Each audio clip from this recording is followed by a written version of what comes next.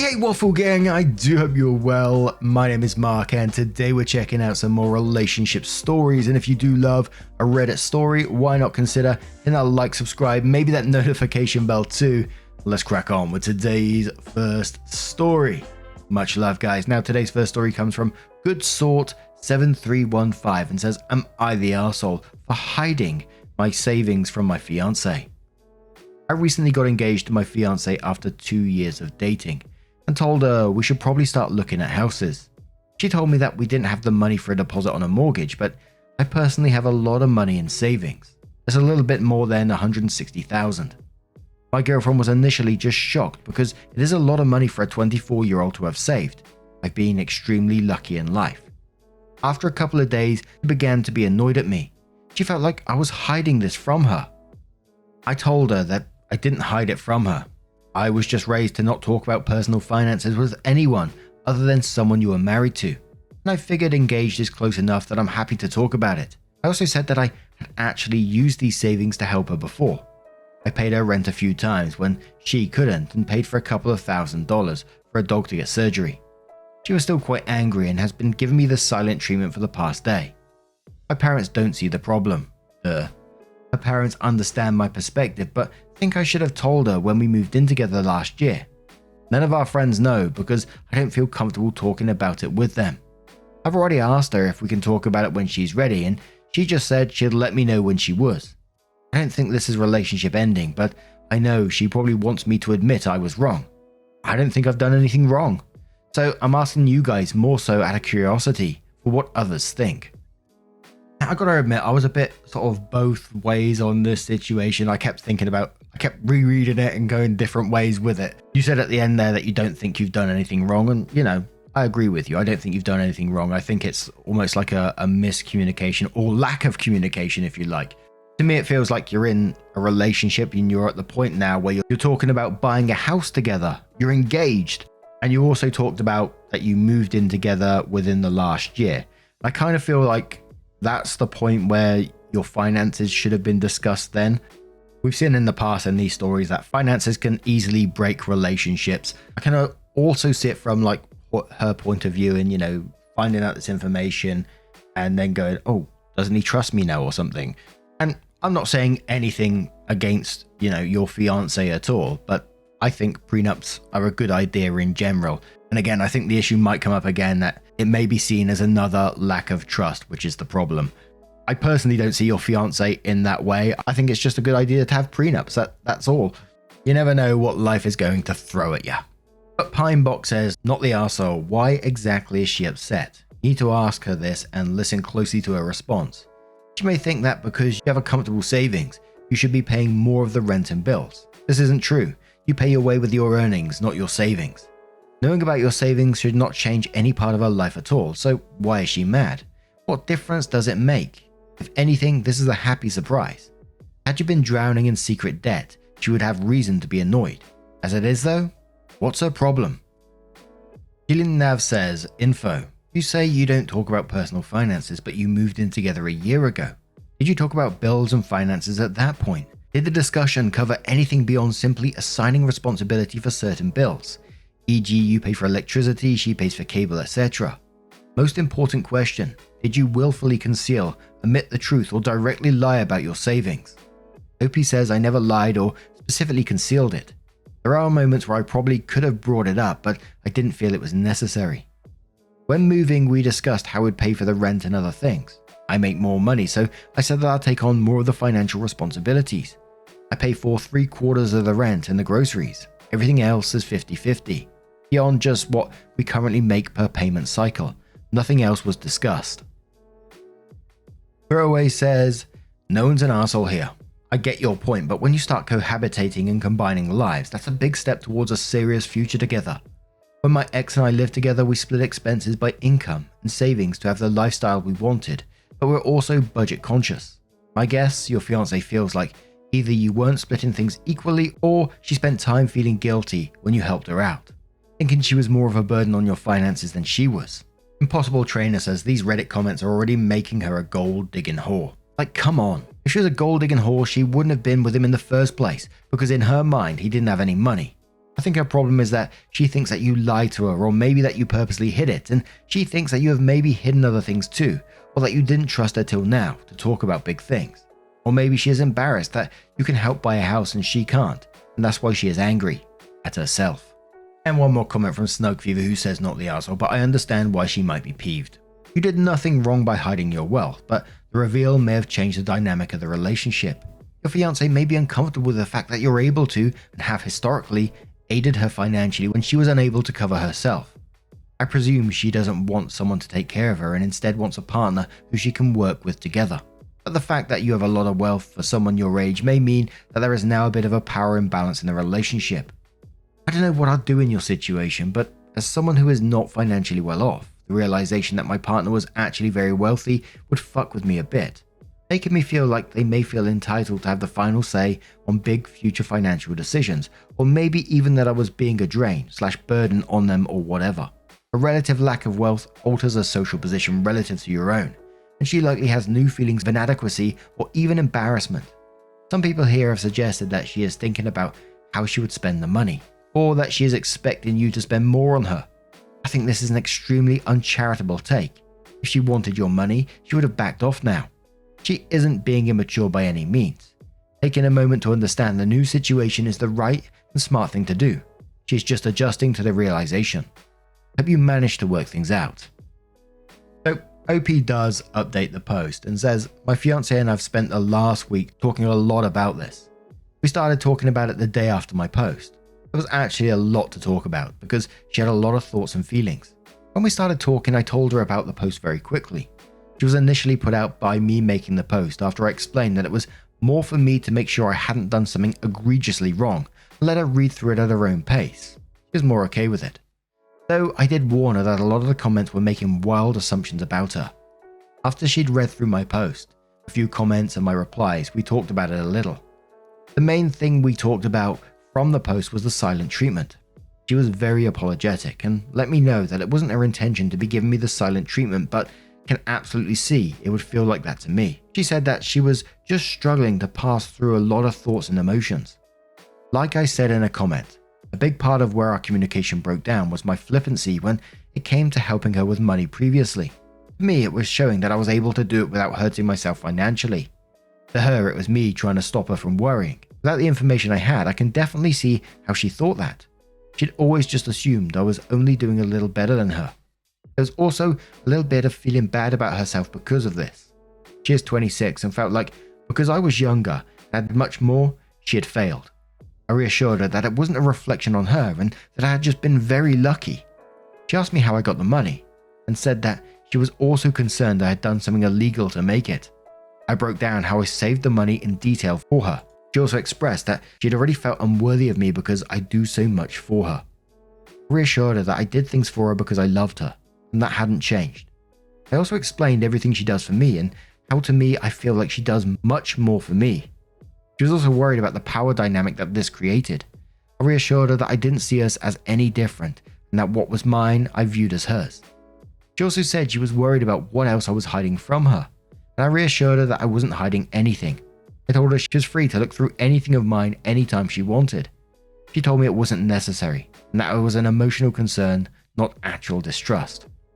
Obviously, a week of reassurance isn't going to solve a lot of these emotions. We both already go to therapy separately, and she is planning on bringing up a lot of this to a therapist by herself. She also decided that couples therapy would be a good idea, not to repair our relationship because neither of us think it's broken, but to strengthen it and allow us to talk about the ways to mostly effectively communicate with each other. A quick overview of the comments below this one. A lot of people saying, rare communication win in this situation. Other people saying,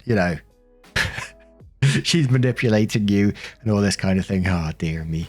I think a lot of the comments are more on the positive side on this one. But now I'm going to turn this one to you guys. What do you guys make of this situation? Let me know your thoughts down in the comments below. And let's crack on with another story.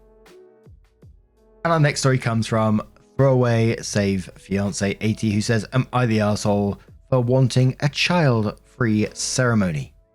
I am a 30 male and I am marrying the love of my life, 28 female, in December of 2023.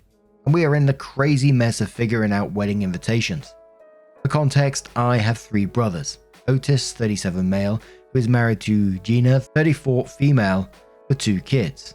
Carl, 34 male, who is married to Nancy, 28 female, also with 2 kids, and Yuri, 32 male, who is married to Betty, 30 female, who are child-free. My fiance has a brother, John, 22 male, who isn't married but has 1 kid and 1 sister, Tina, 20 female, who has a boyfriend, Paul, 22 male, and they have 1 kid. All of the kids are 7 and under for your information. All of the family members are in the wedding party, with Otis serving as my best man. You can remember all them names. You're better than I am. Along with all this, we have several friends who are married with children as well. All told, there are 22 children amongst our family and friends, and all of them are amazing kids, but they range in energy and demeanor. So when planning, my fiance and I decided that while it'd be hard to ask our guests to leave all of their kids at home, that we'd instead like to have a child-free ceremony. We'd provide a childcare agency to watch the kids during the ceremony and part of the reception. Introduction, first dance, speeches, things that are really likely boring for the kids, then allow them after all that is done.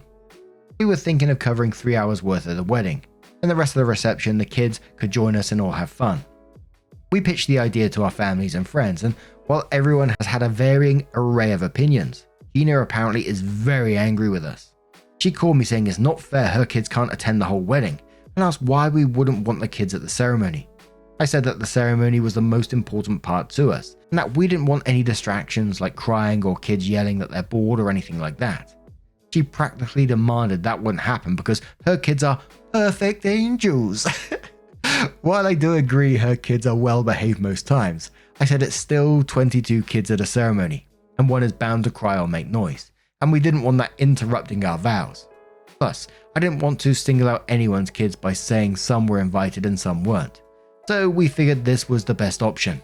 Apparently, she got agitated because she said if her kids can't attend every part of the wedding, then she and her kids won't be attending at all. I didn't yell, but I was getting upset because Otis loves his wife, and that would put him in a terrible spot if his wife didn't attend. I asked her to understand that we're trying to figure this out, and she said I'm an a-hole for even considering anything child-free, excluding their kids from our ceremony over something stupid, and hung up on me. My fiancé and I are in 100% agreement with this, and everyone else in the bridal party isn't as hostile about it. So I'm asking, am I the arsehole for wanting a child-free ceremony? Now, we've had this question come up before, and absolutely it's a not the arsehole in this situation in the slightest, as long as you're prepared that, a couple of people might not be able to attend for whatever reason. Even though I think he was very generous with, providing childcare for parts of the day when it was needed. I thought that's pretty amazing of you to do. I personally think that you just need to stick to your decision. This is a them problem, not a you problem. But don't ask me, Chit says, I'm the arsehole. Tell everyone it is child-free. Be prepared to have a backlash and some people not showing up. Don't get offended if they decline and don't make an issue of it. Those protesting like Gina just want to argue. Don't give her the platform. Fuzzy Mum says, not the arsehole, kid-free weddings are pretty common, as are people who think they're entitled to exceptions. Hint, they are not. Your sister-in-law has the same options as everyone who is invited. She can come or she can decline. What she cannot do is dictate the terms of your wedding and reception. Tell her that you're sorry she missed the wedding. Tell your brother and make sure he understands. Don't get sucked into the just do it to keep the peace. You will regret it. The argument simply means your wishes don't mean diddly. I love it, diddly. OP responded and said, I hope he does understand. I'm actually worried that this will affect our relationship. I don't believe in keeping the peace, but I don't want to lose my brother because of this. And again, on the back of OP's comment there, I think OP's tried to make accommodations, with the childcare issue. Now I think it's down to them to make their decision, and you can't control that. They need to make their choices, whatever that may be. But Glad to Believe says, not the arsehole. People shouldn't try to coerce you to allow their kids to attend. They had the opportunity to do their weddings as they desired, and they should afford you the same. You have to be ready to accept that you may lose a relationship over your decision. But do you really want a continued relationship with people who try to steamroll you over on your wedding day? If you allow kids, you'll be a nervous wreck the day of your wedding, worrying about what they will destroy. You would not be able to enjoy your wedding. Weddings are stressful enough without the additional stress of unruly and undisciplined kids and entitled and oblivious parents. I have never heard of anyone who had a childless wedding say they regretted it afterwards. However, I've seen many horrible things at weddings due to kids and parents. Babies and kids who scream during the ceremony and parents don't remove them. They scream so loud that no one could hear the service. In the video of the service, all that could be heard was a shrieking 8-year-old. Kids who at the reception knock the bride down when running. Kids who destroy the first dance by going out on the dance floor, while their parents laugh and video their kids, not giving one care. It was disrupting a once-in-a-lifetime event for the couple, saying, "They're just kids." Kids who knock the wedding cake over. Damn, this is making me squirm. Kids who take their grubby little hands and poke their fingers into cupcakes. Kids who are shrieking so loud that the reception music cannot be heard. Kids who throw food and drinks at other people. And on the back of that comment, I'm going to add my own little one there. I gotta admit, I did laugh though, because I'm a child myself. The timing of it was just immense. This wedding, you know, the bride walks down the aisle, the music, you know, beautiful violin music is playing in the background. She gets to the front, the music dies down, then suddenly, little toddler Timmy over here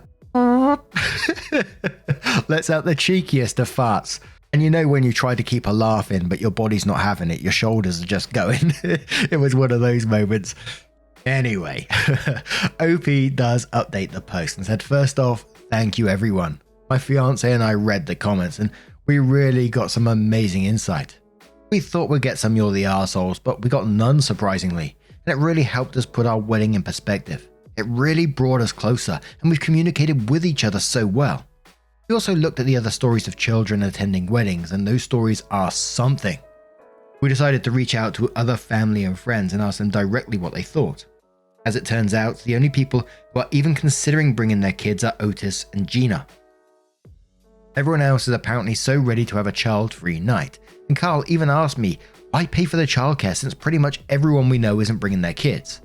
So at this point, we only be paying for Otis and Gina's kids. I didn't mention their ages because I didn't think it'd be relevant, but just for context, they have 7-year-old twin boys.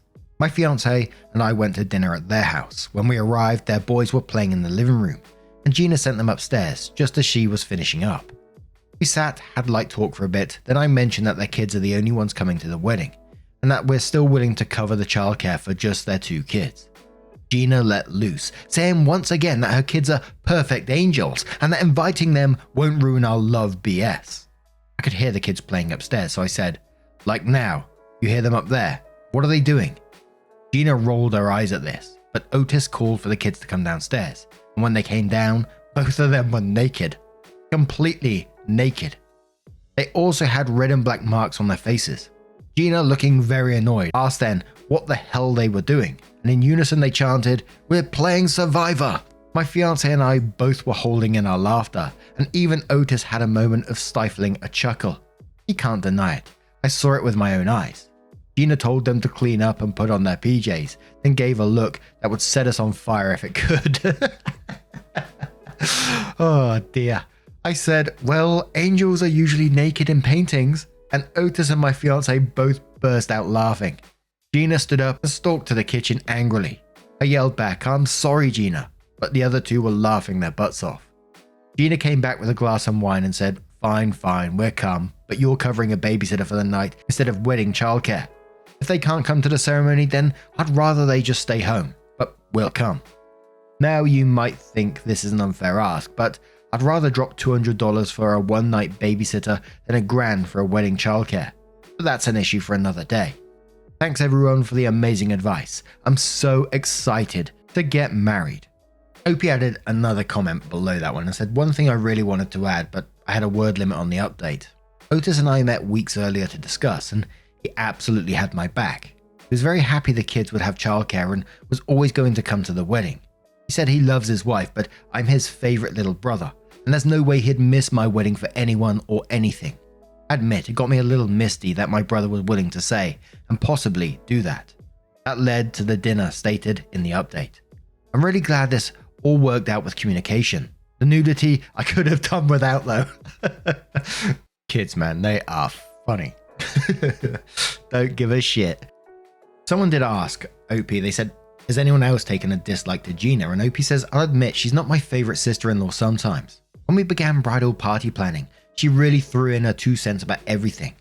I think she sees herself as a matriarch type figure since she's married to the oldest brother. She does the hosting because her house is the biggest. She can be pouty when no one asks her for advice first, and I've heard she wasn't happy to not be maid of honor, even though my fiance really doesn't know her or connect with her as well.